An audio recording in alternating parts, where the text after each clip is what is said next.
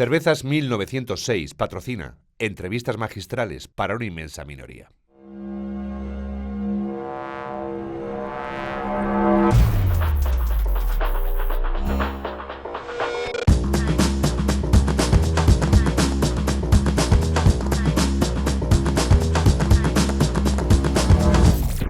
Noemí Casquet, ¿cómo estás? Muy bien, ¿y tú? Al fin hacemos la entrevista. Me siento un poco como una primera cita, ¿eh? Sí, ¿verdad? Te lo juro, ¿Por sí. qué?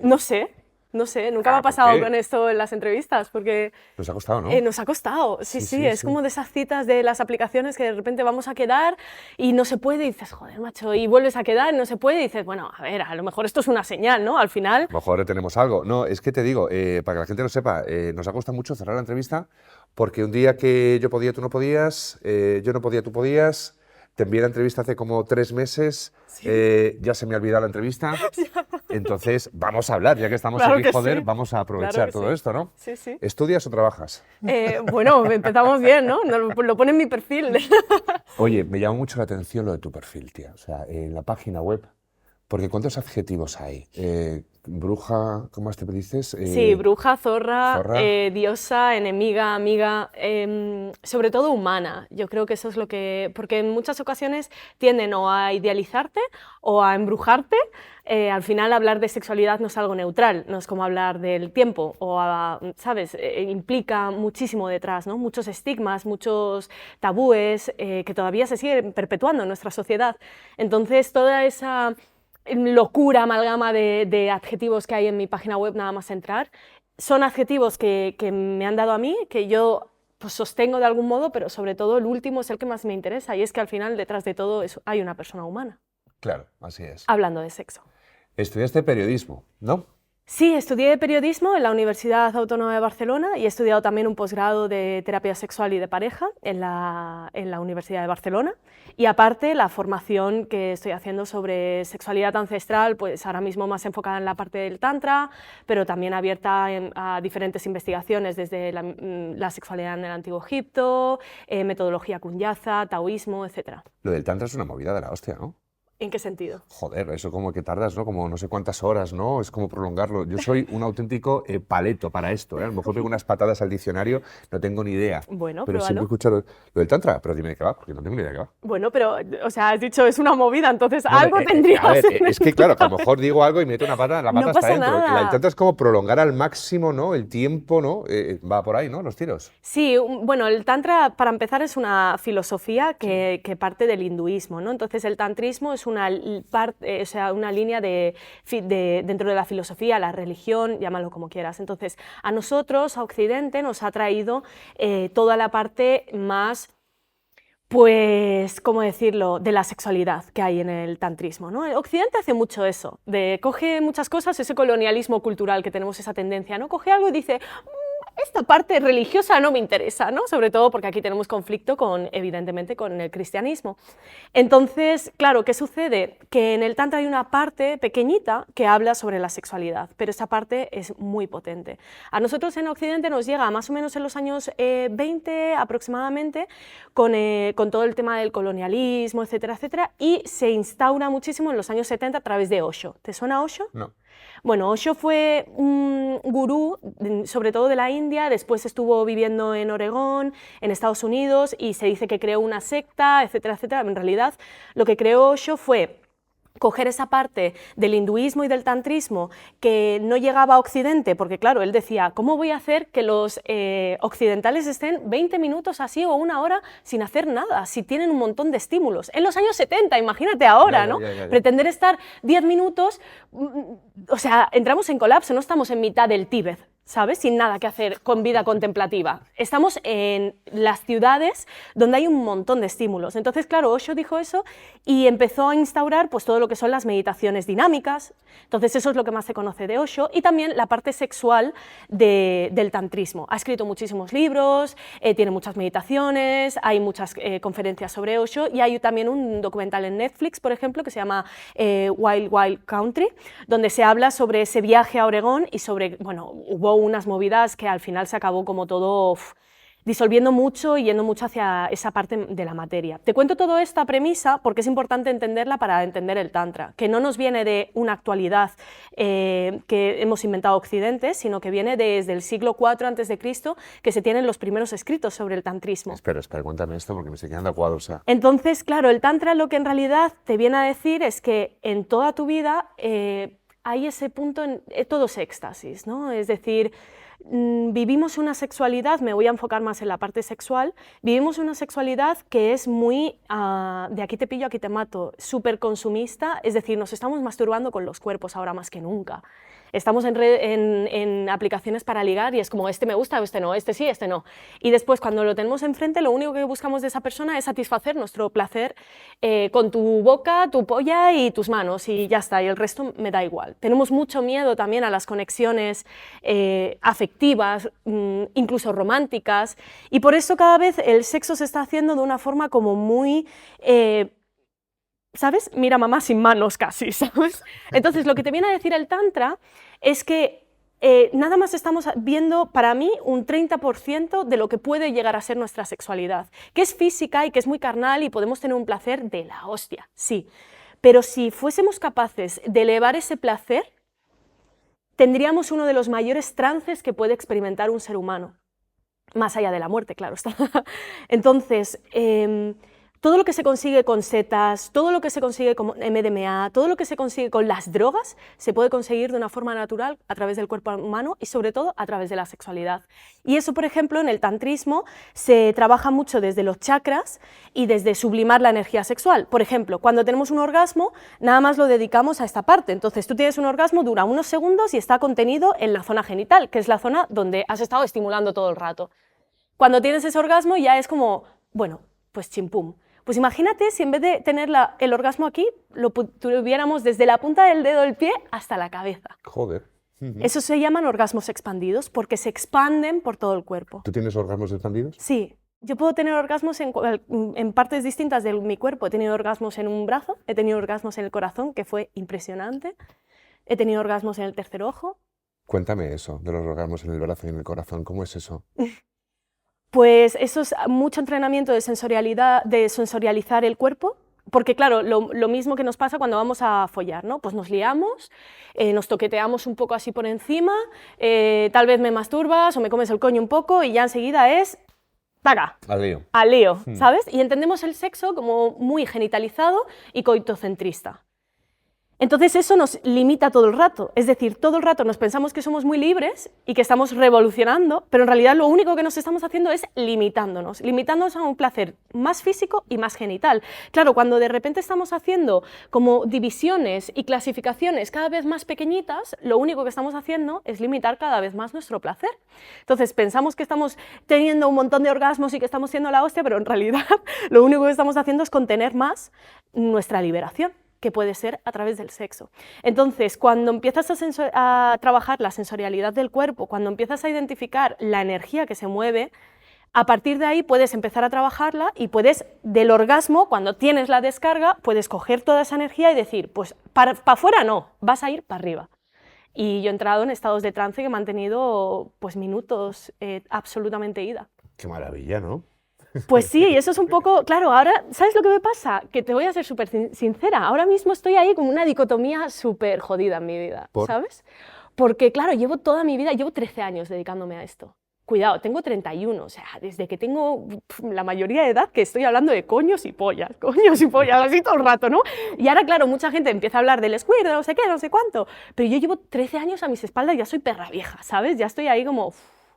Y claro, he descubierto esto y a mí me ha cambiado la vida. Y estoy en esa dicotomía de tiro por este lado y empiezo a divulgar sobre todo esto, o soy hipócrita y miento a la gente y sigo hablando de cómo meterla y sacarla y cómo comerte un coño. ¿Pero tú crees que la gente puede llegar a entender de alguna manera que tú hoy puedes tener un orgasmo en el corazón o un orgasmo en un brazo? Escúchame, que no te lo discuto, ¿eh? Si tú me dices que lo has tenido, lo has tenido. Pero tú crees que en esta sociedad, donde digamos que la sexualidad, que desgraciadamente la sexualidad, no sé por qué leche la ligamos a la pornografía, que no tiene nada que ver una cosa con la otra, pero ¿tú crees que una sociedad que todavía tiene estos tapujos, ¿vale? O que lo considera un tema tabú, va a entender que puede experimentar, de acuerdo, un orgasmo nivel Dios, por decir de alguna manera?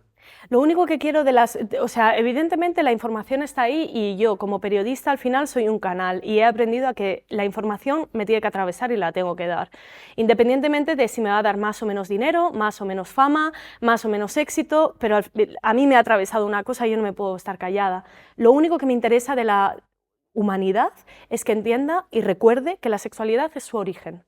Es decir, que todos venimos del sexo. Y eso es algo, y hemos sido tan gilipollas, siempre digo lo mismo, la gran pérdida de la humanidad ha sido olvidar nuestro origen. Ha sido olvidar que venimos de un orgasmo, ya sea un orgasmo celular, ya sea un orgasmo corporal, pero venimos del sexo. Y estamos aquí porque, como dice mi abuela, se ha derramado mucha leche a lo largo de la historia. Entonces, nuestros antepasados han mantenido relaciones sexuales. El problema es que hay un montón de escritos de civilizaciones antiguas que nos pueden revolucionar nuestra vida sexual y sin embargo estamos viendo el futuro del sexo como algo cada vez más frío, cada vez más distante, cada vez más centrado en los genitales y cada vez más alejado de la afectividad y del compromiso entre seres humanos. Es decir, yo ya no quiero una persona, yo ahora nada más quiero un cuerpo que me dé placer y eso es un problema. Porque esa tendencia al hiperconsumo no solo está siendo en la sexualidad, está siendo en la sociedad actual. Entonces el futuro del sexo en realidad está en nuestro pasado. Tenemos que echar la vista atrás para ver todo el camino recorrido que han hecho nuestros antepasados y la información que tenemos ahí es la que nos puede revolucionar la vida. Ha dicho de un momento que el sexo está como muy basado en los cuerpos, ¿no? Yo, por ejemplo, no sé, a lo mejor es una percepción mía, ¿vale? Yo tengo dos hijos, ¿vale? Yo creo que la gente, tanto acceso, de acuerdo, ilimitado y gratuito a Internet, que lo tenemos todo, ¿no? La gente joven cada vez consume, joven, te digo, muy adolescentes, consume cada vez más pornografía en Internet, ¿vale? Pero creo que están entendiendo la sexualidad desde el punto de vista de la pornografía, es decir, de ese cuerpo que tú estabas diciendo ahora mismo, ¿no? ¿Puede ser que vaya por ahí la cosa? Claro, por supuesto, la pornografía actualmente está sentando las bases de una educación sexual que es inexistente. Y es inexistente porque también da mucho miedo. Se están dando pasos muy a favor de la educación sexual a todas las edades, pero claro, la gente no entiende cómo puede ser que a un chaval, a un niño de 5 años o 6 años, le puedan hablar de sexo, ya, ¿sabes? Cortocircuita. Y es que hay una educación sexual para todas las edades. Evidentemente con 6 años, pues no vamos a ir a un chaval y le vamos a decir, cariño, te voy a enseñar cómo comerte un coño. No, porque no tiene ningún sentido. Porque esa persona todavía mantiene la inocencia del sexo. Porque no, a nivel hormonal hay un antes y un después, que eso se despierta, y se despierta normalmente en la pubertad. Nos puede gustar más, nos puede gustar menos, pero si pensamos que a los 18 años nos cae un paquete divino con toda la información para ser adulto, tenemos un problema con eso. A los 18 años ya podemos hacer un montón de cosas, pero ¿quién nos ha preparado para eso? Nadie. Se van pasando el muerto unos a otros.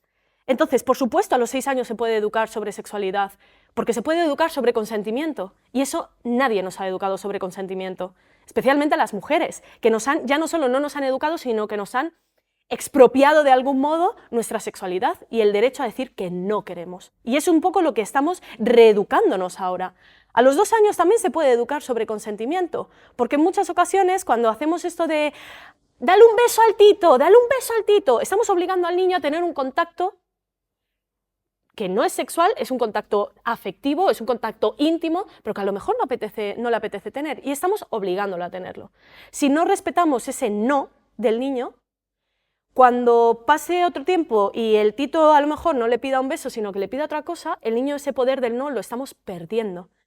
Y de hecho esto no lo digo yo, lo dicen un montón de asociaciones para la prevención del abuso sexual infantil. Falta mucha información, porque estamos viendo el sexo de una única forma, y es que el sexo, todo lo que nos rodea, hay sexualidad, todo lo que nos rodea es éxtasis, porque venimos del mismo. O sea, todo lo que eres tú, lo importante que es tu vida, viene de eso, viene de la sexualidad, y deberíamos honrarlo. Y deberíamos no solo honrarlo, sino también educar a la sociedad en ese poder que se tiene. Imagínate lo poderoso que puede ser el sexo que ha creado tu vida, y la mía. Y todo lo que hay en torno a ella, que es impresionante, ¿no? Tener un cuerpo. Y eso es lo máximo que se puede crear, pero de ahí abajo se pueden crear un montón de cosas más. Solo que tenemos ese tabú y ese estigma de, no, porque claro, ¿cómo vamos a educar a los chavales? Entonces, ¿qué está pasando? Pues que los chavales llegan a los 12 años y más con el acceso a Internet, que cada vez se está haciendo antes. Hay datos que dicen que a los 8 años están teniendo acceso a la pornografía y otros datos que dicen ahora a los 6, y sin tan siquiera buscarlo. Es decir, a lo mejor están buscando un truco para el Fortnite o el juego de moda que esté ahora mismo, y de repente se encuentran una imagen de un spam de una tía que se está comiendo un rabo así de grande. Y claro, el chaval se queda como, no estamos preparando a esos chavales. Avanza mucho más rápido la tecnología antes que la preparación psicológica, antropológica de la sociedad. Y eso es un problema, y lo podemos ver actualmente con la realidad aumental, ¿no? Las IAs y todas estas cosas. Está avanzando tanto y no estamos preparados para sostener eso como sociedad, porque va muy lenta después la legislación. Entonces, lo mismo está pasando con la pornografía en los chavales. ¿Qué pasa? Que claro, van a tener ese acceso a la pornografía, pero ¿hay alguien que les diga que eso no es real? No. Hay alguien que les está cortando todo el rato el acceso, pero no hay nadie que se siente y diga, ¿qué estás viendo? Vamos a verlo juntos. ¿Qué quieres aprender de esto? Porque nos sorprende, ¿no? Y decimos, ostras, ¿cómo me voy a poner con mi hijo o mi hija a ver pornografía? Bueno, si es que la va a ver solo. Prefiero que la veas con él y que le vayas diciendo, esto es una ficción y la vida real no es así. Como cuando ves Spiderman. Pero es que nadie nos dice que el porno es Spiderman, ¿me entiendes? La gente se piensa que el porno es lo que se tiene que hacer en la actualidad, y por eso tenemos cada vez más prácticas extremas que se hacen sin consentimiento, o tenemos un problema con el preservativo, y cada vez hay más ITS, infecciones de transmisión sexual, también entre la gente joven, porque nadie está asumiendo esa responsabilidad. Entonces es muy fácil señalar a los demás como lo están haciendo mal, pero es muy difícil hacer ese dedo y decir, ¿qué estoy haciendo yo como humano para que cambie esta realidad? Estoy totalmente de acuerdo en lo que estás diciendo. Noemí, tú en tu familia, en la mía, por ejemplo, te digo, yo en una familia muy tradicional, pues el tema del sexo era muy complicado hablar en mi casa, complicadísimo. Yo tengo 44 años. ¿En tu caso era igual o había más? ¿Se trataba de una manera, digamos, más normal que en mi casa o la de muchísima gente? Te pongo un ejemplo. Bueno, una de las cosas que le tengo que agradecer a la vida es haber justo encarnado en una familia tan maravillosa, porque justo mi madre me ha sentado las bases de mi libertad. Entonces, toda mi vida le voy a agradecer profundamente lo que ha significado. Yo a mis 14 años empecé con Bueno, a mis 12 ya me dijo que mis padres follaban. Claro, para mí yo pensaba que eso de follar nada más era para tener hijos. Pero a mí, claro, yo pensaba que era incluso algo doloroso. Claro, cuando mi madre más o menos con 11, 12 años me dijo que papá y mamá hacen el amor, pues yo me quedé como, no me cuadra nada. Y le dije, ¿pero eso no es doloroso? ¿No te duele? Y mi madre, no, cariño, claro. Y ahora decía, ay, mi vida, qué inocente. ¿Sabes que si te duele? Dice, por eso se queja mi madre, ¿no? Pues claro, a mis 14 yo tuve mi revolución sexual. Entonces me di mi primer beso, me comí mi primera polla, me la metieron por primera vez en el culo. O sea, yo lo he hecho todo antes que la virginidad, ¿no? Para mí la virginidad era esa cosa de, la tenía que proteger con todo, ¿no? Entonces yo he hecho todo antes que me la metieran por el coño. Fuerte, ¿eh? Claro, de repente ahí mis amigas empezaron a hablar, la primera amiga que en el grupito se comió su primera polla, que era un poquito más mayor, ¿no? Todas estábamos ahí, ¿ya qué sabe eso? Y la otra, es como un chupachú. Y yo, chupachú, tal. Claro, estás ahí como, ¿cómo es comerte una polla? Y yo se lo pregunté a mi madre también. Cuando tuve un orgasmo, pues se lo pregunté a mi madre, mamá, es que no sé si he tenido un orgasmo. Y mi madre me dijo, bueno, cuando tienes un orgasmo, sabes que lo tienes. Y yo, bueno, mamá, ¿a qué sabe el chocolate? A chocolate. Y yo, gracias por esta información, ¿sabes?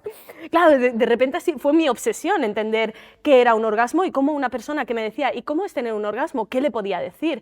Lo mismo mi madre cuando me empecé a comer mi primera polla, justo mi madre me dijo, tengo un truco que se hace con un plátano maduro, Bueno. que tienes que, como, inténtalo, y si dejas los dientes, es que lo estás haciendo Está con mal, los dientes, está mal, es que, está mal. cuidado, ¿sabes? Es que no está muy bien. Y yo, pues claro, me puse ahí con el plátano maduro, tal, pues estas cosas me las ha enseñado mi madre.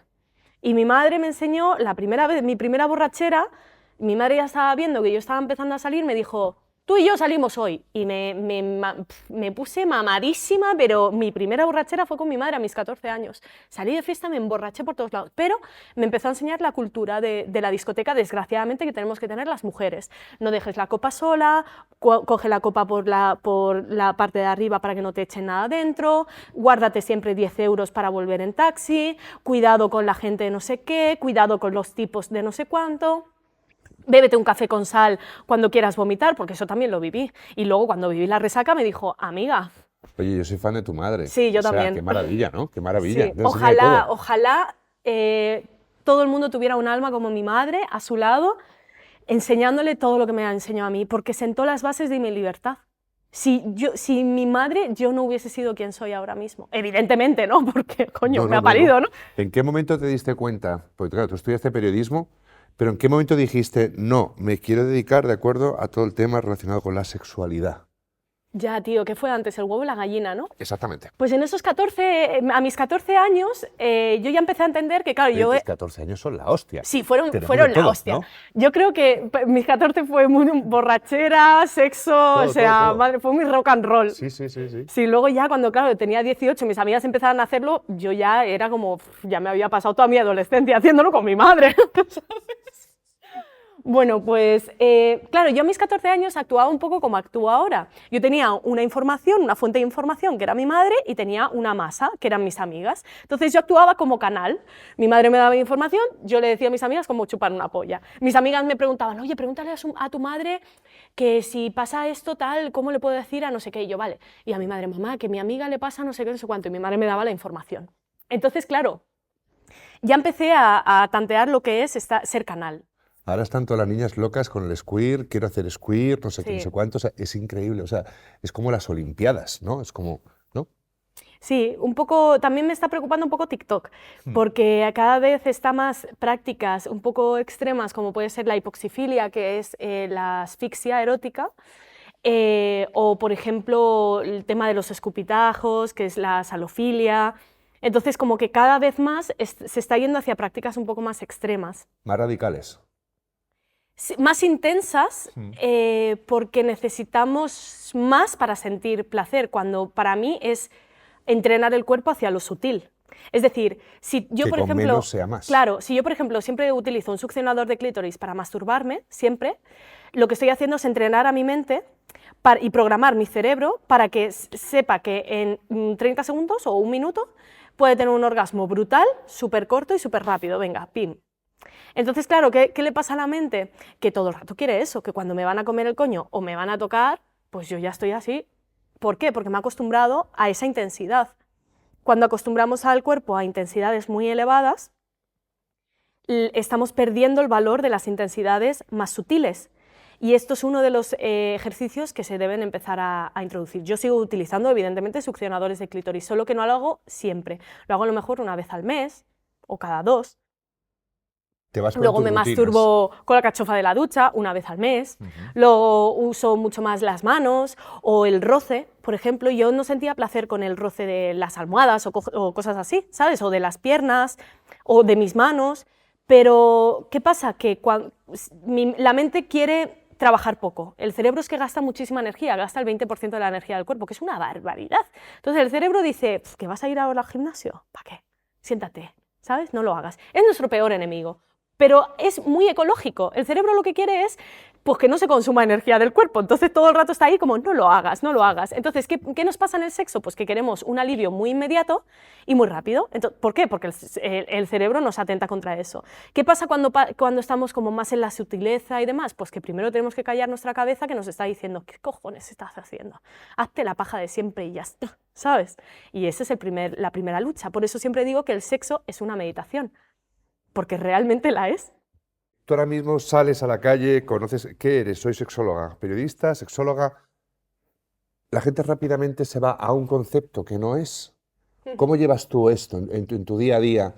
El luchar, digamos, un poco contra estos tabús incluso de la propia sociedad en el momento que tú dices a lo que te dedicas. Bueno, lo primero es que no soy sexóloga, entonces ya hay ese tabú, porque yo entiendo que mi trabajo es un poco distinto, porque muy pocas, no es que nunca, pero hay muy pocas periodistas especializadas en sexualidad en España, o sea, me sobra una mano.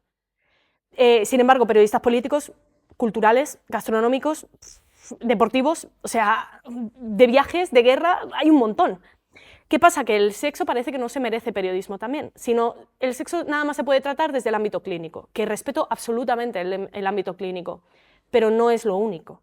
O sea, necesitamos también la investigación, el tratamiento en medios de comunicación, la comunicación a la masa, cosa que eso, el ámbito clínico es una comunicación al individuo.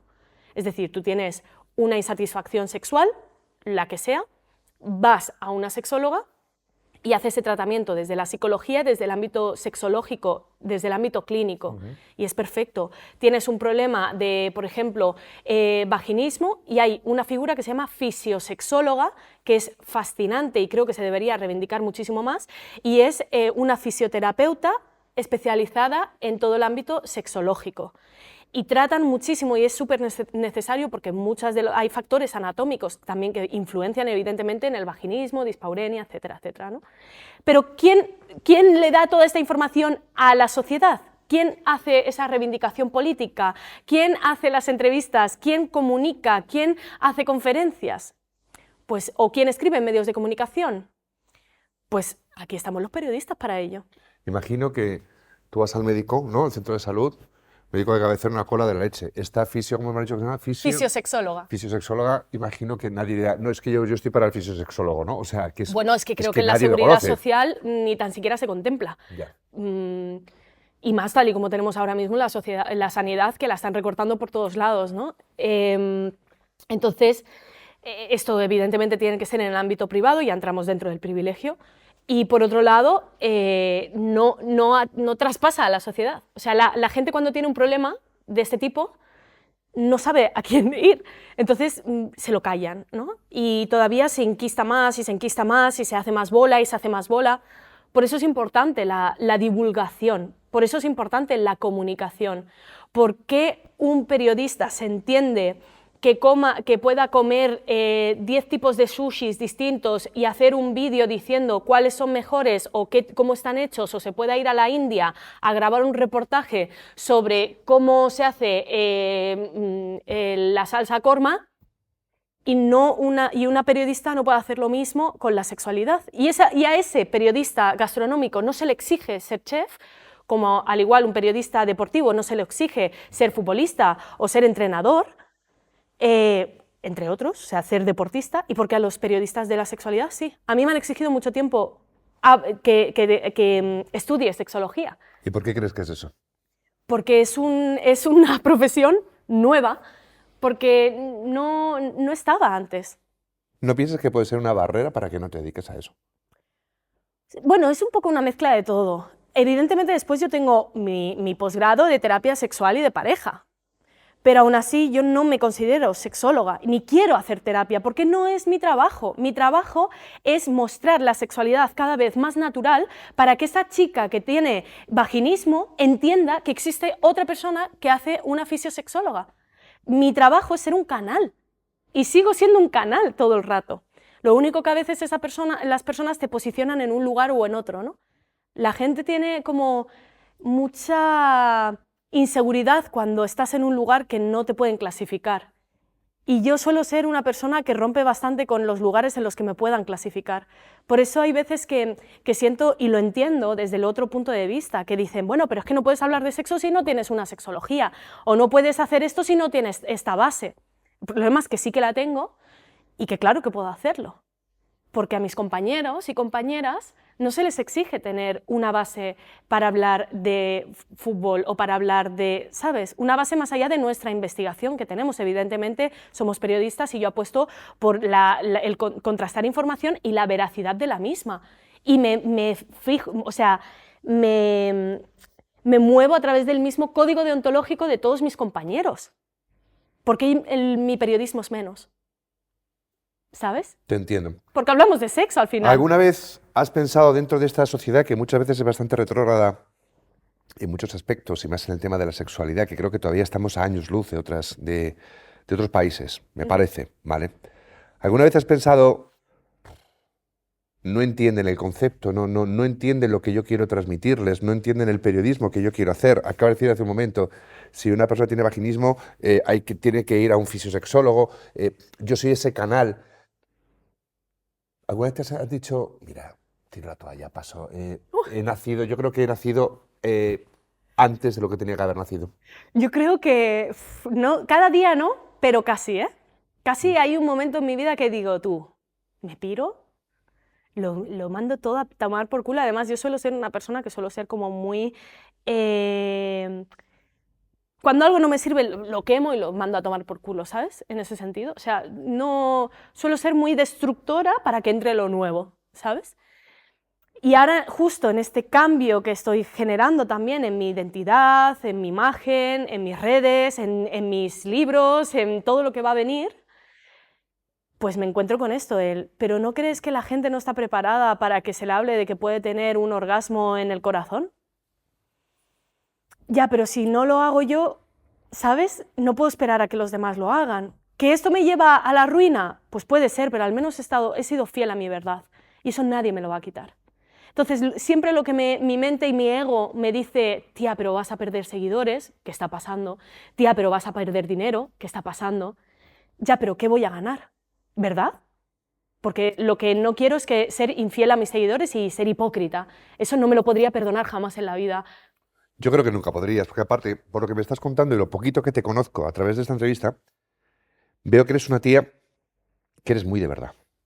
Entonces creo que nunca podrías traicionarte a ti misma. Creo que te da igual perder seguidores. Creo que te da igual ganar menos dinero, siempre y cuando no te traiciones a ti misma. Creo. Ojalá fuese así, me encantaría, ¿eh? Pero hay una parte de mí que evidentemente siempre busca el reconocimiento, el dinero, la fama, sobre todo cuando mi chico lo llama las luces de neón. Hace un año tuve la mayor crisis de mi vida, tuve parestesias y todo, o sea, se me quedó la mitad de la cara dormida, me estuvieron haciendo pruebas por si era de repente algún tumor, alguna movida jodida, ¿sabes? Se me dormían las manos, o sea, lo pasé súper mal. ¿Por qué? Porque me tatué el brazo, yo tengo el brazo derecho tatuado todo con dioses y, bueno, mis creencias. ¿Qué pasa? Que hasta el momento yo estaba en ese punto, la fama, el dinero, las luces de neón, ¿no? Claro, yo decía, ¡buah! Estaba ganando mucha pasta y estaba teniendo mucho éxito. Y hablando de lo que llevaba hablando 12 años, 11 años, ¿sabes? Un montón de tiempo. Y de repente estaba dando frutos y estaba súper contenta.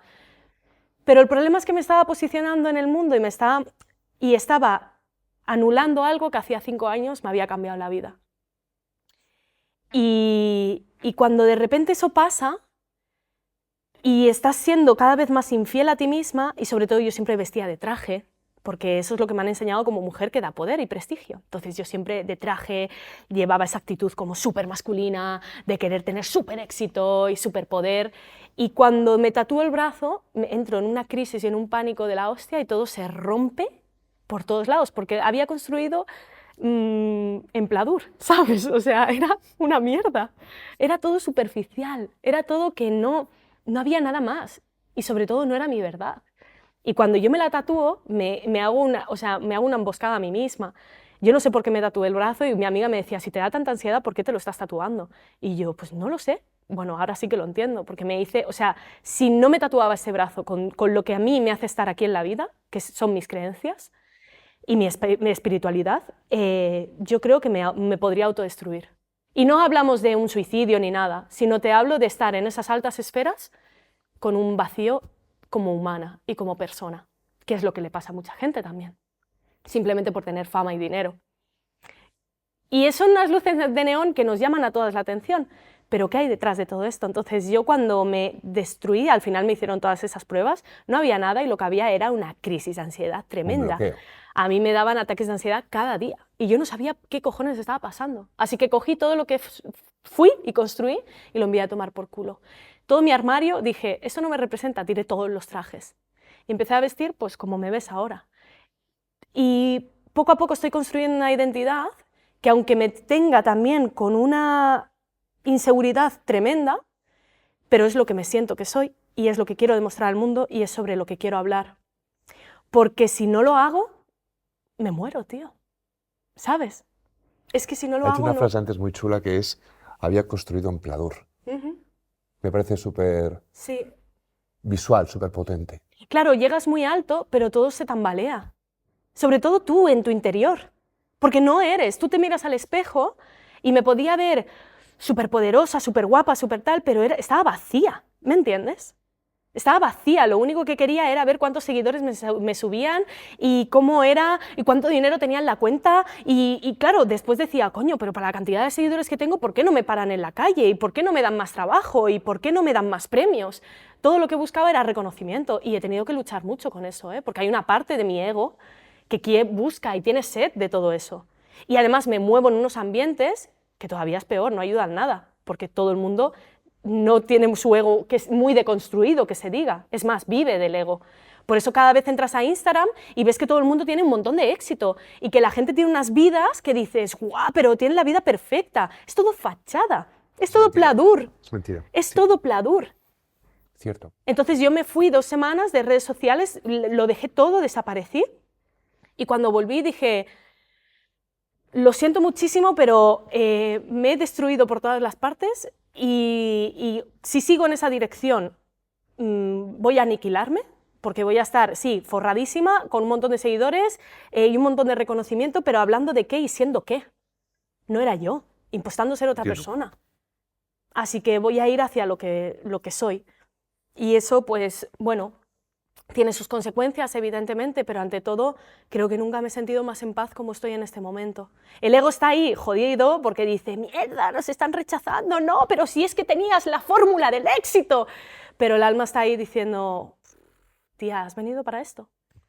Te voy a hacer una pregunta. Y es una pregunta, digamos, pregunta 1906, porque va un poco relacionada.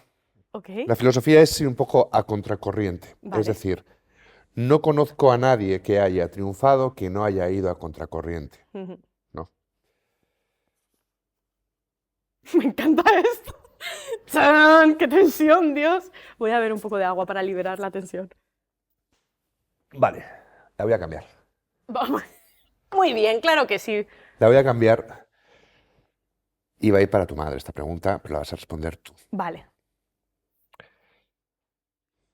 ¿Crees que si tu madre no hubiera ido a contracorriente, es decir, lo normal, entre comillas, sería que tu madre te hubiera dicho que papá y mamá solamente se acuestan o hacen el amor para tener hijos, vale?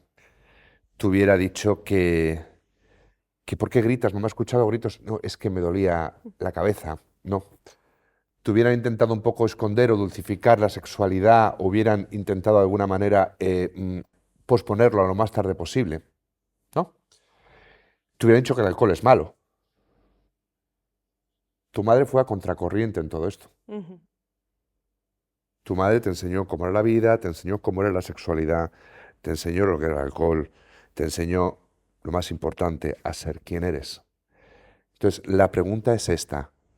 ¿Crees que si tu madre no hubiera ido a contracorriente con tu educación, tú estarías sentada aquí a día de hoy? No, para nada. No.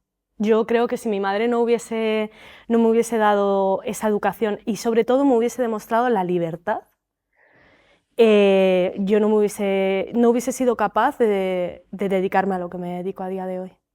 Fue con 17 años cuando yo tomé la decisión de hablar sobre sexualidad, porque de repente escribí un artículo en un blog y dije, coño, la gente le mola, ¿no? Y se llamaba Hazte el amor, donde hablaba sobre masturbación.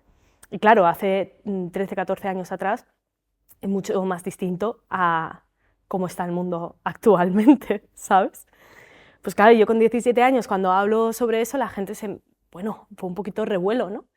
Y al cabo de un año entro a periodismo, yo me tomé un año sabático antes de entrar en la carrera. Bueno, sabático, o sea, estuve escribiendo, trabajando, etcétera, pero fuera del mundo académico, y ya tomé la decisión de hacer periodismo. Y cuando entro a periodismo, hago un blog que se llama detodoynada.com, que hablo de todo y nada al inicio, pero luego digo, ¿y si me enfoco en la sexualidad? Que creo que es lo que necesita periodismo. Y se lo presenté a un profesor. Delante de toda la clase yo tenía que presentar mi blog. Mi blog era el que iba más avanzado, yo había hecho código desde cero, había aprendido un montón de cosas, y ese profesor lo único que me dijo delante de todo el mundo fue que había hecho eso para llamar la atención del público masculino, es decir, guarra, en otras palabras. Y me convertí durante un montón de años en la del blog de porno, todo lo que hacía en la universidad iba enfocado hacia la sexualidad, Si yo no hubiese tenido esa fuerza que me dio mi madre de ir a contracorriente, yo hubiese tirado la toalla y hubiese dicho, bueno, que lo haga otra. Pero yo en ese momento, cuando ese profesor me llama guarra delante de toda la clase, dije, por mí, no sé si será, pero te juro que lo voy a intentar para que ninguna mujer, en el punto en el que estoy yo ahora mismo, se sienta tan humillada por una pedazo de mierda como eres tú. Y menos por hablar de algo tan natural que nos ha traído a la vida. Y no lo entendía. Y dije, esto no va a quedar así. Y bueno, llevo 13 años intentando que no quede así, ¿no? El profesor ya, yo qué sé si vivirá o no. Pero ahí lo estoy intentando. Qué bueno. Porque me parece fascinante que todavía sigamos... Se nos siga viendo a mi madre y a mí, por ejemplo, que vamos en contracorriente cuando deberíamos ir a favor de la corriente, ¿no? Que es la vida. A lo mejor los que vamos en contracorriente son el resto, ¿no? Sí. Puede ser.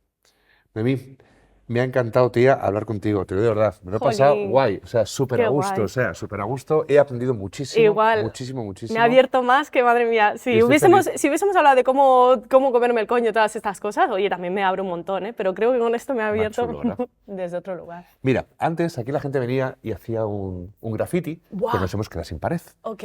Entonces, lo que hemos hecho es que cada persona que viene echa una firma y esto se convierte como si fueran nuestros pequeños Oscar. Ay, me encanta. Entonces, nos gustaría que hicieras una firma, que pusieras lo que tú quisieras, ¿vale?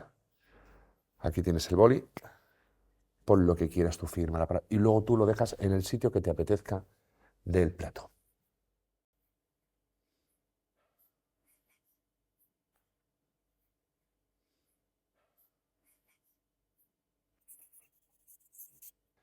Lo tenemos, a ver qué has puesto, a ver qué has puesto. Recordad vuestro origen. Me flipa. Colócalo donde te dé la gana, chavala. Es tu plató, es tu botella y es tu firma. Guau, qué donde más te guay, ¿no? guste. Pues mira, lo voy a poner aquí. Por los sueños de recordar el origen también. Así que mira, como Noemí, compañero. vente para acá. Un placer, corazón. Qué guay, De verdad, me lo muchas paso bien, gracias. súper a gusto, ¿vale? Gracias, Me encanta de hablar corazón. contigo y nada, esta es tu casa, ¿vale, corazón? Muchas gracias, amor. Cervezas 1906 ha patrocinado esta entrevista.